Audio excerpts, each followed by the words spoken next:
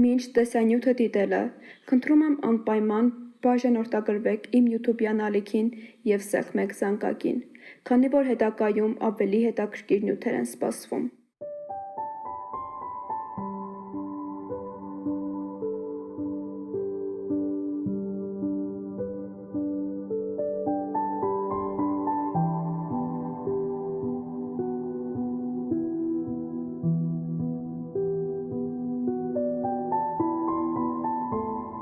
Տիեզերք այն մեզ շրջապատող անսահման և հավերժական նյութական աշխարհն է, երկրից մինչև տիեզերական տարածության ամենահեռուներում ֆիզիկապես գոյություն ունեցող ամեն ինչը։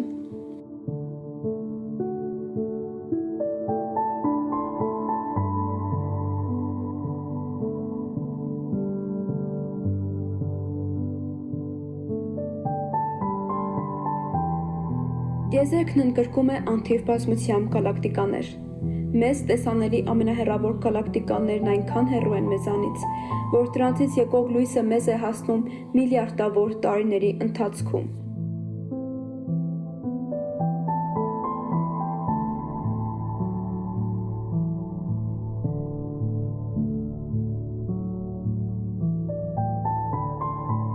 Մեզանից շատ առաջ մարդիկ կարծում էին, թե երկիրը տիեզերքի կենտրոնն է։ Այժմ մենք գիտենք, որ չնայած երկիրը բացառիկ կարևորություն ունի մեզ համար, բայց այն արեգակի շուրջը պտտվող ընդամենը մի փոքրիկ մոլորակ է, իսկ արեգակը ընդամենը մեր գալակտիկայի միլիոնավոր սովորական աստղերից մեկը։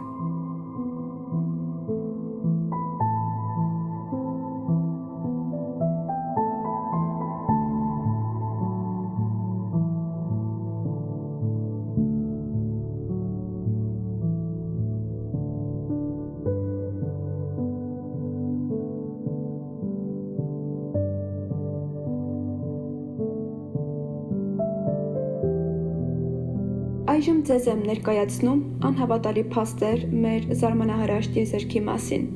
Ինքներդ շատ լավ գիտեք, որ ես ուղղակի խելագարվում եմ տիեզերքի համար։ Դե ինչ, գնացինք։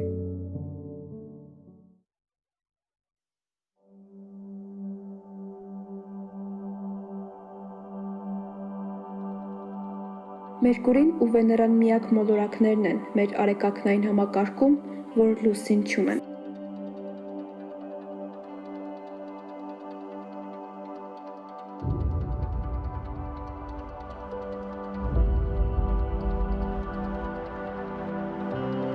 Արեգակնային համակարգում Վեներան ամենատաք մոլորակն է։ Թվում է Մերկուրին պետք է լիներ ամենատակը, քանի որ այն ամենամոտն է արեգակին։ Բայց Վեներայի մթնոլորտում կան բազմաթիվ գազեր, որոնք ջերմոցային էֆեկտ են առաջացնում։ Հիմա ձեզ մոտ հարց կառաջանա, թե Մերկուրին ինչու չի համարվում ամենատաք մոլորակը, երբ այն ամենամոտ մոլորակն է արեգակին։ Ասեմ, Մերկուրին իր ջերմաստիճանով երկրորդն է, չնայած որ ամենամոտն է գտնվում արեգակին։ Նրանից մակերևույթի առավելագույն ջերմաստիճանով ավել է միայն Վեներան, ու սա պայմանավորված է Վեներայի մթնոլորտով։ Բանն այն է,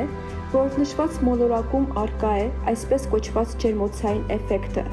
որի դեպքում մթնոլորտը պահում է արևից ստացված ջերմությունը ու ինքնըսինքյան մոլորակում լինում է բարձր ջերմաստիճան, իսկ Մերկուրին չունի մթնոլորտ, ու ստացված ջերմությունը նա բաց է թողնում հետ տիեզերք։ Նշեմ նաև, որ մթնոլորտի բացակայության հետևանքով Մերկուրի դեպի արևը պտտված լուսավոր ու դեպի արևին հակառակ գտնվող մութ հատվածներում ջերմաստիճանը խիստ տատանվում է, ու պատճառը կրկին մթնոլորտի բացակայությունն է, որի հետևանքով ջերմությունը ուղղակի չի մնում մոլորակի վրա և շատ տաք է մոլորակի այն հատվածը, որն այդ պահին գտնվում է արևի դիմաց ու անընդհատ ստանում է ջերմություն։ Պատկերացրեք Մերկուրիում եք ու ցերեկ է։ Այն հատվածը, որտեղ ցերեկ է, շատ տաք է, 420 աստիճան Ցելսիուսից ավելի։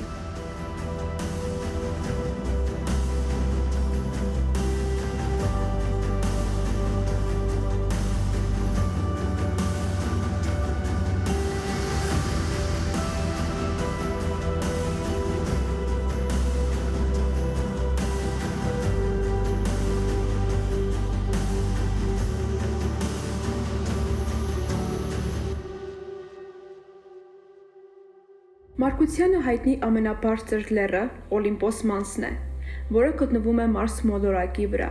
Բարձրությունը 25 կիլոմետր է, Էվերեստից բարձր է 3 անգամ։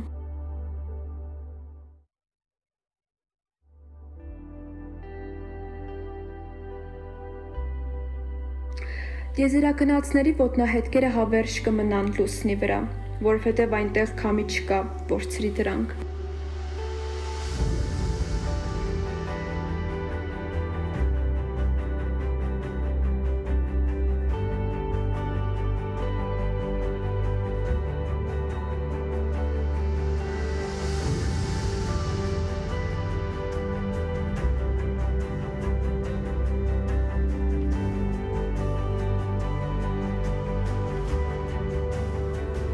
Ամենաերկարը տիեզերքում մնացել է Սերգեյ Գրիգայլովը 803 օր, 9 ժամ և 39 րոպե, որը հավասար է 2 տարվան։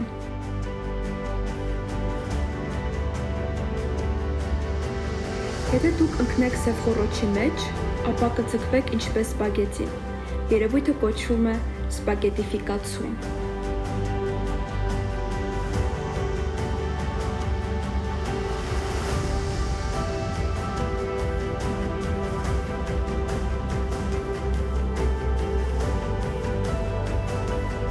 Ըստ գիտնականների, 4.5 միլիարդ տարի առաջ Մարսի մեծության օբյեկտը բախվել է Երկրին։ Գիտնականների համար սա դեռևս ամենաճշմարտացի բացատրությունն է այն բանի, թե ինչպես է առաջացել Լուսինը։ Օբյեկտից մի կտոր պոկվել է, որը դարձել է Լուսինը։ Բայց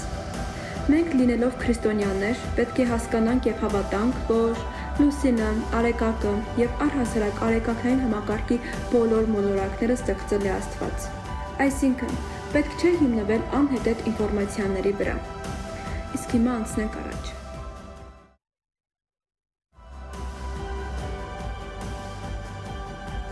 Այն, որ տիեզերքում ձայն բացարձակապես չկա, տարածված մոլորություն է։ Տիեզերական ձայնը գոյություն ունի էլեկտրամագնիսական տատանման տեսքով։ Այժմ դուք կլսեք Արեգակնային համակարգում տեղակայված մոլորակների ձայները։